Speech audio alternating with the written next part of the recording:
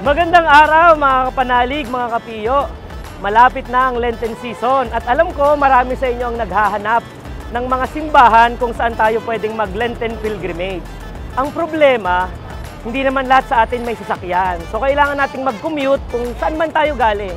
Kaya nga mga kapiyo, mga kapanalig, sasamahan natin ngayon si Ma'am Joanne. Hi Ma'am Joanne, kamay ka sa ating vlog. So samahan natin ngayon si Ma'am Joanne. She is from Quezon City at sasamahan natin siyang mag-commute mula dito sa Maynila papuntang Padre Pio at ipapakita namin sa inyo na napakamura lamang ng ating magagastos na pamasahe para makarating sa pambansang dambana ng Padre Pio. Hi Ma'am Joanne. Hello po, Father. So samahan niyo ako dito. Saan nga pala tayo ngayon? Narito tayo ngayon sa Buendia, dito mismo sa stasyon ng bus, Jackliner Incorporated. Pakita naman natin yung ating mga bus station. So yan. So mga kapiyo at mga kapanalig, dito kayo pupunta sa Jackliner, dito sa bus station. At ito yung pwede nyong sakyan, napakaganda ng kanilang mga buses. Magkukommute kami ni Ma'am Joanne papunta sa pambansang dambana ni Santo Padre Pio. Samahan niyo kami, let's go! So mga kapiyo, sasakay na kami ng bus. Kita nyo, biyaheng Lucena, Grand Terminal yung sasakyan namin. Kasi dadaan to sa Santo Tomas at bababa kami, malapit na sa Padre Pio. So samahan niyo kami, tara, akyat na tayo.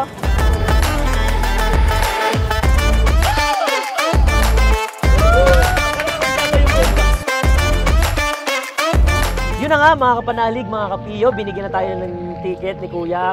So from Buendia hanggang Santo Tomas, 145 lang mga kapiyo, mga kapanalig ang babayaran natin para makarating. So from there, mamaya samahan nyo kami kung ano naman yung sunod nating sasakyan. So while waiting, let us enjoy the ride. Yeah!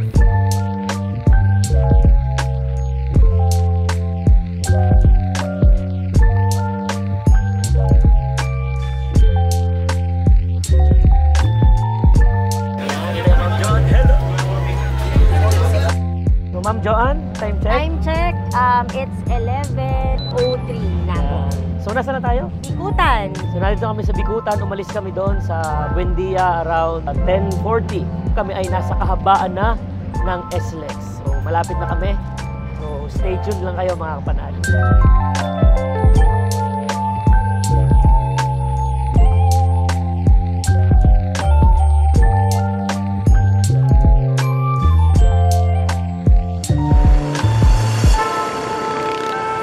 So yan mga kapanalig, mga kapiyo, dito nga tayo sa Turbina at dito bukod sa CR break pwede kayong bumili ng inyong mga merienda kung nagugutom kayo sa biyahe bago tayo tuluyang makarating doon sa pambansang dambana ng Padre Pio. Kita nyo naman si Ma'am Joanne, ang dami niyang binibili. So medyo malakas pa lang kumain itong si Ma'am Joanne. Ma'am Joanne from Metro Manila lang ang sakalam. Yes. Ano to, Kuya? Ano to? Tikman na ng Friday ngayon. Ay, oo nga pala. Tikman daw natin.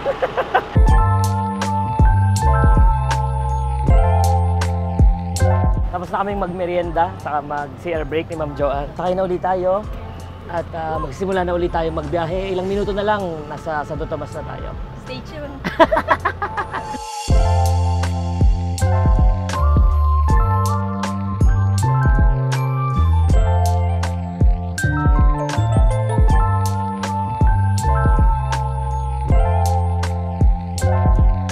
So yan mga kapanalig, mga kapiyo, malapit na kami. Doon lang kami sa kanto. Malapit lang, abangan nyo lang yung Jollibee. Pagkatapos noon, papara na kayo. Dito tayo ngayon, nakarating na.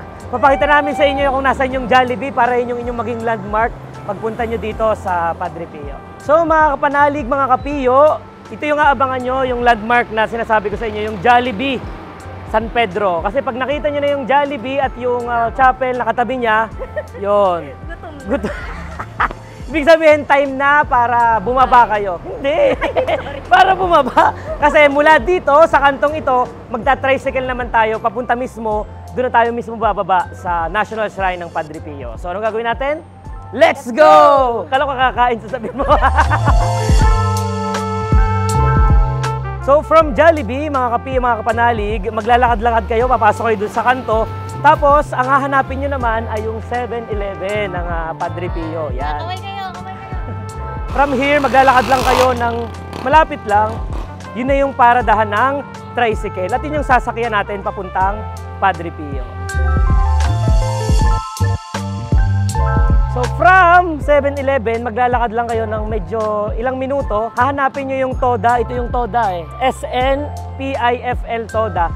Narito yung mga tricycle papunta sa mga barangay. Papasok kung nasan yung Padre Pio. So gagawin namin, magre-rent na tayo, no? Opo. Parang okay ka lang ba?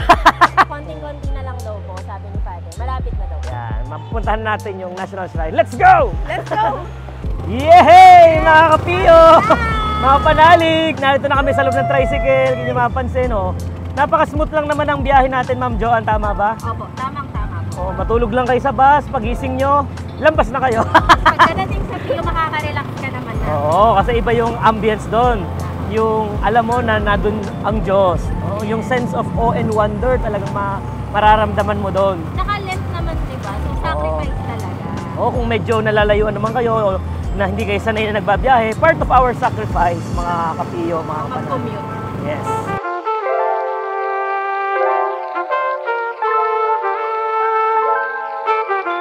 So, this is it, mga kapiyo, mga kapanalig. Narito na tayo.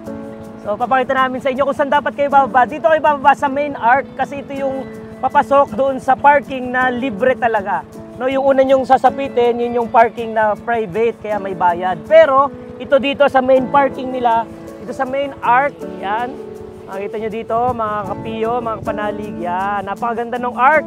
Parang nasa Europe tayo. Ma'am Joanne, dito ka. Ganda, may sign up lent na. No, so, yan mga kapanalig, kita nyo yung ating camera, lumipad na ng kanya. So, ito yung makikita ninyo dito.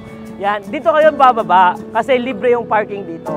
So mga kapayo, mga kapanalig, tara, pasukin na natin ang National Shrine and Parish of St. Padre Pio with Ma'am Joanne! Let's go!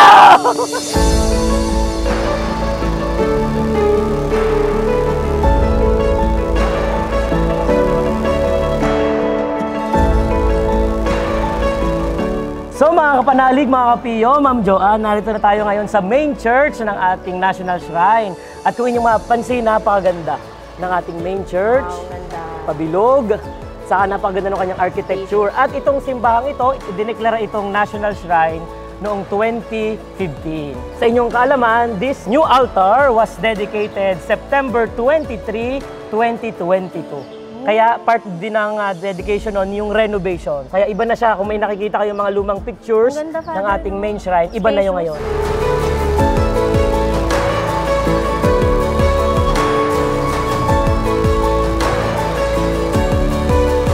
Isa rin po sa dinadayo dito, mga kapiyo, mga kapanalig, Ma'am Joanne, itong Sanctuary of the Relics of St. Padre Pio. Kasi dito natin makikita yung iba't ibang gamit ni Santo Padre Pio, yung kanyang mga relikya. So puntahan natin. Ah, nice. Yan. So Ma'am Joanne, upon entering, meron po kayong makikita dito, tinatawag nating Pilgrim's Information Record Book.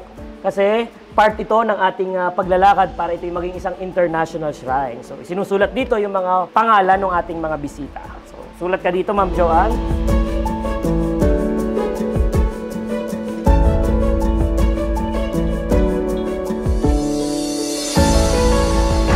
So, Ma'am Joanne, mga kapiyo, mga kapanalig, narito naman tayo ngayon sa Sanctuary of the Relic of the Holy Cross. So, narito yan sa gitna. Ito naman, yan yung belfry natin dito. Pwede rin yang akyatin ng mga pilgrims. Ang lawak pala nito. Yes, napakalawak dito at ang dami nilang pwedeng puntahan para sila ay ma-nourish spiritually. Dito naman, mga kapanalig, mga kapiyo, Ma'am Joanne, makikita mo yung tinatawag nating Fountain of Hope or Bukal ng Pag-asa. Isa rin to sa favorite spot ng ating mga pilgrims kasi bukod sa pwede kang magnilay at magdasal, perfect spot din to para magpa-picture. Pa-picture ka? Sige, picturean kita, Ma'am Joanne. Dito naman, yung Holy Water Sanctuary. So, ito yung may bukal dito ng tubig na holy water. So pumupunta dito yung mga tao, bumibili silang lalagyan na bote. Pwede po O mag-uwi. pwede kang kumuha ng tubig dito. Saka dito sila nagdadasal. Tapos kung mapapansin mo, Ma'am Joanne, yung mga paintings natin dito, ito yung iba't ibang healing ministries ni Jesus Christ. No, yung mga pagpapagaling niya sa Bible. At syempre, mga kapiyo, mga kapanalig, Ma'am Joanne, isa sa highlights ng Padre Pio, especially during this Lenten season, yung kanilang Stations of the Cross. Ito yung hindi nyo dapat palampasin pag pumunta kayo dito, lalong higit ngayong Lenten season. Tama. Pwede kayong magdasal dito talaga at magnilay. Sa katunayan, Ma'am Joanne, every Friday, may ginagawa silang Stations of the Cross dito tuwing 3 p.m. So pwede silang sumali dito, mga kapiyo, mga kapanalig. Tamahan nila yung mga pare at saka yung mga servers natin dito sa kanilang Stations of the Cross. Pwede pong makita? Yes, pwede nating makita. So let's go. At syempre, Ma'am Joanne, dahil kita ko na gutom ka na, ang dami nating pinuntahang lugar, meron ding part dito sa Padre Pio kung saan sila pwedeng pumunta para kumain. Hindi pa tayo tapos? Hindi pa tayo tapos. Ang tawag nila dito ay Osteria. Wow. So dito sa Osteria, kung yung mapapansin, marami ditong mga food stalls, no, na pumupunta, especially every weekends. Open siya tuwing Sabado at Linggo para dun sa mga pilgrims natin na nagugutom at gustong uminom, etc. etc. Pagkatapos mag-tour. Yes, pagkatapos magdasal at mag-tour, magpa-picture kasama ang pamilya, pwede silang kumain. Tara na po. Gutom na ako. So lastly, mga kapiyo, mga kapanalig, kung gusto nyo ng pasalubong mula dito sa shrine, kagaya ni Ma'am Joanne, dito tayo pupunta sa kanilang main store. Ano masasabi mo, Ma'am Joanne? Magaganda po yung mga ano nila dito, yung mga products. And kita nyo, mga kapanalig, mga kapiyo, meron silang mga sign dito. Exclusive products. Dito lang yan mabibili yung ibang mga ganitong mga tatwa natin. Wala ito sa ibang Padre Pio shrine or stores. May Lenten kit din. Kapio Lenten kit. Yes, mga kapiyo, mga kapanalig, meron silang Lenten kit. So ano bang laman yan? Way of the Cross po. How to say the rosary. Tsaka isa ng rosary for only 200 pesos lang daw. Kompleto na. Kuha tayo. So pwede kayong mag-Station of the Cross dito, magdasal ng rosaryo. At syempre may mga prayers dito kay Padre Pio na magagamit nyo lalong higit ngayong Lenten season. Okay mga kapiyo, mga kapanalig, Ma'am Joanne, ito yung isa sa mga bestsellers nila dito at talaga namang dinarayo yung Miracle Rub ng Padre Pio. Sa ganitong packaging, sa ganitong kagaling na Miracle Rub, 100 pesos lang yan mga kapiyo. 100 lang to? Yes.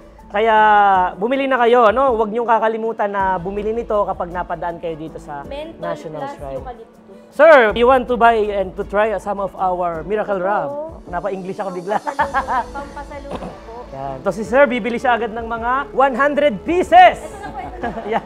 Salamat po. Ma'am Joanne, ano pa yung kuha ka? Okay na natin. Kuha tayo. Yan, Ma'am Joanne, ilagay mo para sa iyong mga kabarkada. Pamilya. Yan, pamilya, lalong higit ngayong Lenten season, kung mag-pilgrimage kayo dito bilang pamilya, bilang barkada, maganda itong mga kinuha ni Ma'am Joanne. Yan. So babayaran na natin yung mga in-order ni Ma'am Joanne. Ma'am Joanne, nakakatuwa yung mga binili mo. Tamang-tama yan talaga para sa mga pamilya, barkada na balak mag-Lenten pilgrimage dito sa Padre Pio. 1,099. Ay, wow, 1,099! Tama mo, ang dami mong binili. May sukli ka pang piso. Hindi pala. Tama ba? Mali. Hindi. So mga kapiyo, mga kapanalig, Ma'am Joanne, dito po nagtatapos yung ating tour dito sa Pambansang Dambana ng Santo Padre Pio. And how was your experience, Ma'am Joanne? Una po, gusto ko pong mag-thank you kasi dinala niyo po ako, inikot niyo po ako, and sobrang peaceful, sobrang ganda, napakatahimik at napakalawak ng National Shrine of St. Padre Pio. Kaya naman, best place para puntahan ngayong Lenten season. Kasi nandito na talaga lahat. Yes. Sa mga gustong magpunta, punta lang po. Sobrang mura lang, no? Magkano nga, Padre? Magkano nagastos natin? Parang 168 pesos. Kasi bus ay... 153 from Buendia hanggang Santo Tomas, dun sa kanto. And Then, then, nag-tricycle tayo, 15 pesos lang. hanggang dito na mismo sa Grabe. main church. Sobrang mura lang, guys. Kaya iniimbitahan po namin kayong lahat ngayong Lenten season na bisitahin, magnilay, magdasal. Tara po dito sa National Shrine of St. Padre Pio. Yes, mga kapanalig, mga kapiyo, sabi ko nga sa inyo at sabi din ni Ma'am Joanne, this is the place to be ngayong Lenten season. No? Kasi narito na lahat. So sa mga nanonood, sama-sama po nating isabuhay ang diwa ng Kwaresma ngayong panahong ito at gawin nating bahagi ang Pambansang Dambana ng Santo Padre Pio. To experience God's love and mercy this Lenten season. At syempre, mag-iingat po kayong lagi lahat at ipinagdadasal po namin kayo. Please pray for us as we continue praying for you. Yun lamang po, mag-iingat kayo lagi. God bless!